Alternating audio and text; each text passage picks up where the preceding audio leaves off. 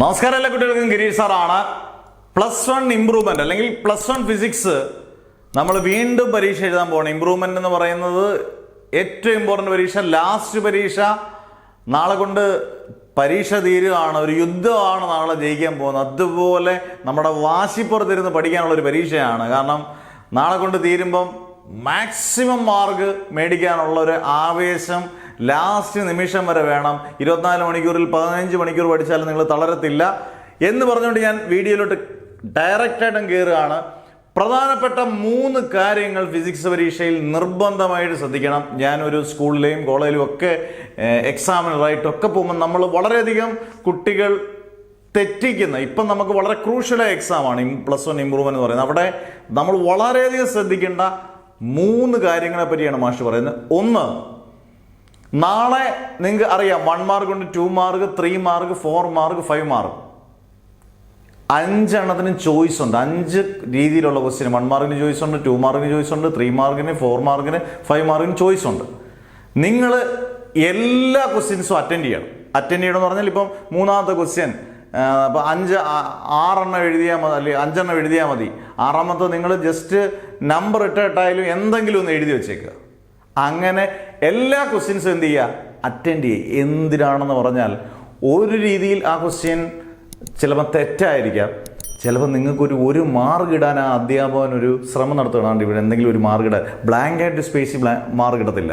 1 mark ഇടാനെന്ന് നോക്കിയാൽ ആ mark ഇടാൻ എന്തെങ്കിലും ഒന്ന് എഴുതിയതാ 1 മാർക്ക് ഇടാം എന്ന് വിചാരിക്കുന്നിടത്തൊക്കെ ക്രൂഷ്യലാണ്. അന്നേരം എല്ലാ ക്വസ്റ്റ്യൻസും അറ്റൻഡ് ചെയ്യുക. എന്തെങ്കിലും ഒരു ക്വസ്റ്റ്യൻ നമ്പർ, ഇപ്പോൾ 23ാമത്തെ ചോദ്യമാണെങ്കിൽ അല്ലെങ്കിൽ 18ാമത്തെ ചോദ്യമാണെങ്കിൽ അതൊന്ന് അതിനെക്കുറിച്ചൊന്ന് എഴുതുകൂടെ വേണം. ചുമ്മാ ക്വസ്റ്റ്യൻ നമ്പർ മാത്രം ഇട്ട് പോരുത്. നന്നായിട്ട് അറിയാവുന്ന നന്നായിട്ട് എഴുതുക. മാഷ് പറഞ്ഞു ക്വസ്റ്റ്യന് എല്ലാം അറ്റൻഡ് ചെയ്താൽ മതി, അങ്ങനല്ല ഞാൻ പറഞ്ഞത്.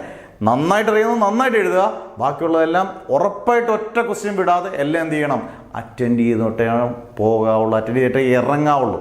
പരീക്ഷയുടെ സീരിയസിൽ വേണം പരീക്ഷ ഹാളിലിരിക്കാൻ, തമാശ രീതിയിലിരിക്കരുത്. കാരണം നമ്മുടെ അന്നമാണ്, നിങ്ങളുടെ ഭാവിയാണ് ഈ പരീക്ഷ.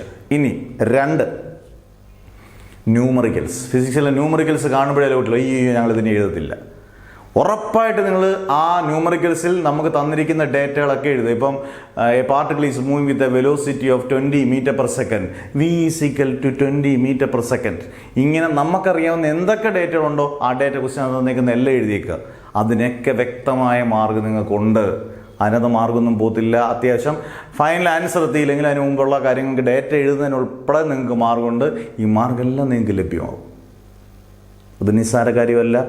നാളെ പ്രോബ്ലംസ് കാണുമ്പം അത് കളയാൻ ആഗ്രഹിക്കുന്ന കുട്ടികളുണ്ടെങ്കിൽ അത് ഉറപ്പായിട്ടും അറ്റൻഡ് ചെയ്തിരിക്കണം എന്നുള്ളത് മാർക്ക് ഉറപ്പിക്കുന്ന കാര്യമാണ്.